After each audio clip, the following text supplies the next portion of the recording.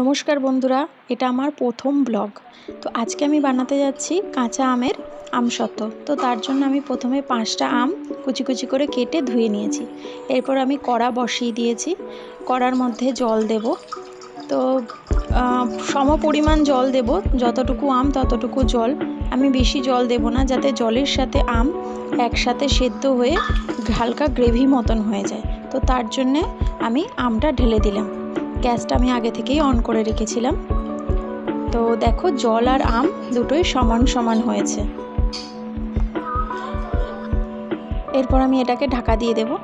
দেখো, ঢাকা দেওয়ার কিছুক্ষণ বাদে কি সুন্দর আমগুলো সেদ্ধ হয়ে গেছে। আমগুলো হালকা করে আমি ঘেঁটে দেব। দেখুন, আমগুলোকে আমি হালকা করে ঘেঁটে দিলাম। দেখুন কি সুন্দর সেদ্ধ হয়ে গেছে, সুন্দর সেদ্ধ হয়েছে। তো আমি আমগুলোকে আরও ভালোভাবে সেদ্ধ করে একদম গ্রেভি মতন করে নেব। দেখুন, এখনও হালকা হালকা একটু জল ভাব রয়েছে। জলটাকে আমি আর একটু শুকিয়ে নেব।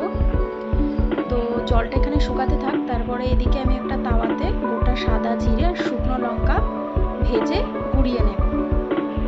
আপনারা ঝালটা যেমন ঝাল খাবেন তেমন দিতে পারেন, সেই হিসাবে। এই যে আমি একটু আস্তে আস্তে রেখেই গুঁড়িয়েছি।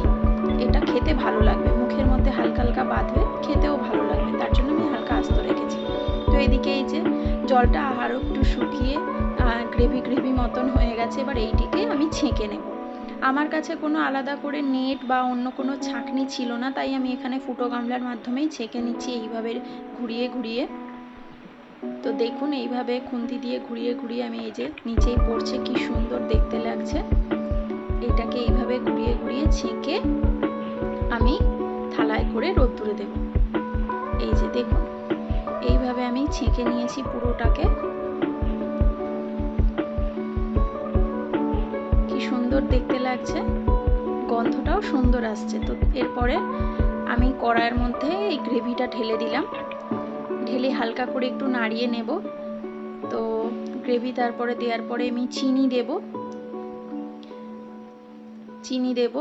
আমের মিষ্টত্ব অনুসারে চিনি দেবেন, কেমন আমটা কতটা টক কতটা মিষ্টি সেই অনুসারে চিনি দেবেন। তারপরে আমি ভাজা মশলার গুঁড়োটা দিয়ে দেব। এরপরে আমি বিট লবণ দেব।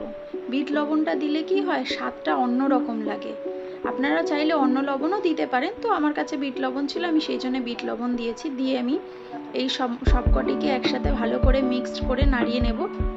দেখবেন মিক্সড করার পরে চিনিটা যখন গুলে যাবে, হালকা হালকা সাদা গাজা আসবে। তো তখন দেখবেন হয়ে গেছে। এখানে আমি একটা থালার মধ্যে শুকানোর জন্য থালাতে একটু সর্ষের তেল মাখিয়ে থালাটাকে 2 থেকে 3 মিনিট রোদ্দুরে গরম করে নেব। তো এই যে থালাটাকে সুন্দর করে তেল মাখিয়ে রোদে গরম করে নিয়ে চলে এসেছি। এরপরে এই গ্রেভিটা আমি থালাটার মধ্যে ঢেলে দেব।